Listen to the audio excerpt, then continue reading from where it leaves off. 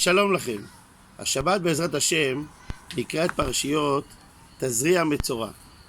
בפרשיות מספר נושאים: טומאת יולדת, טומאת האדם, צרעת בגדים, צרעת בתים, טהרת המצורע, טומאת זב זבה ונידה. בפרשת מצורע מדובר על צרעת שבאה על האדם. אדם כזה צריך לשבת מחוץ למחנה, כמו שכתוב, בדד ישב מחוץ למחנה.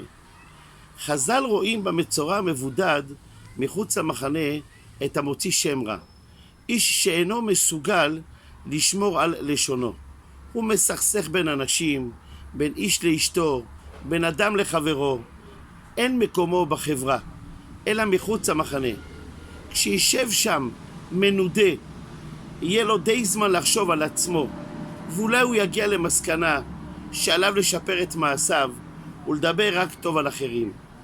מספרים על רבי שמואל הנגיד, החכם הספרדי שחי לפני כ1000 שנים, שימש בתפקיד הווזיר הגדול בארמונו של חבוס בן מחסן, מושל גרנדה.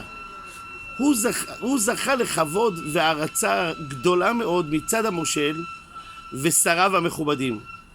מוצאו היהודי הפריע למספר אנשים, וביניהם לאלברטו הירקן, בעל החנות ירקות בשוק. בכל פעם שרבי שמואל היה עובר בשוק, היה אלברטו מוציא את ראשו הקרח מפתח חנותו ויורה מטח של קללות וגידופים על רבי שמואל. אבל רבי שמואל התעלם מקללותיו. באחד הימים, מסיבה כלשהי, החליט המושל להתלוות לרבי שמואל ולצאת עמו לסיור מקומי בשוק. הם הלכו יחדיו, תוך כדי שהמושל מתבונן ומתייעץ עם רבי שמואל ידידו. הירקן אלברטו, שראה את רבי שמואל מתקרב, לא שם לב לפמליה שסובבת אותו.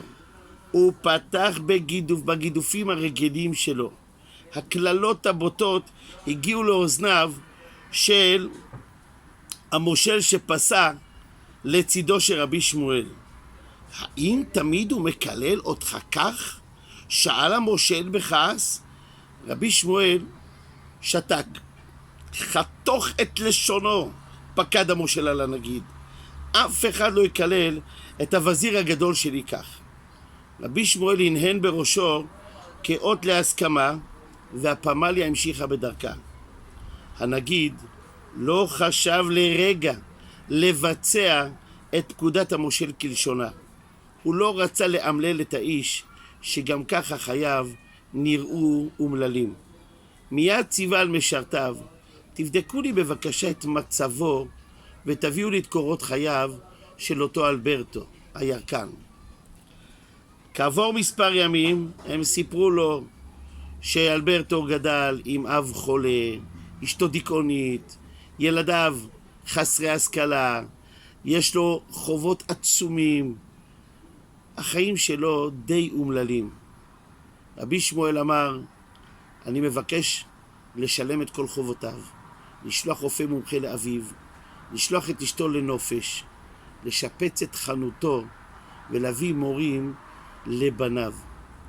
וכך אחר מספר חודשים שוב התלווה המושל לרבי שמואל ושוב סייר איתו בשוק. שוב הגיעו קולות מפתח חנותו של אלברטו. המושל הסתכל על רבי שמואל, לא חתכת את לשונו? רבי שמואל אמר למושל, חתכתי, תשמע מה הוא אומר, הוא רק מברך. חתכתי את לשונו הרעה ונתתי לו לשון טובה. רבותיי, אדם מדבר מהרהורי ליבו. ברגע שמדבר טוב, כנראה שטוב לו, לכן חושב רק טוב על אנשים. אדם שמדבר לשון הרע, סימן שרע לו בחיים.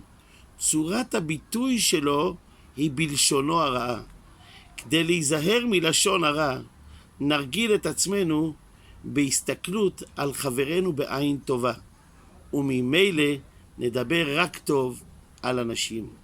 שבת שלום ומבורך.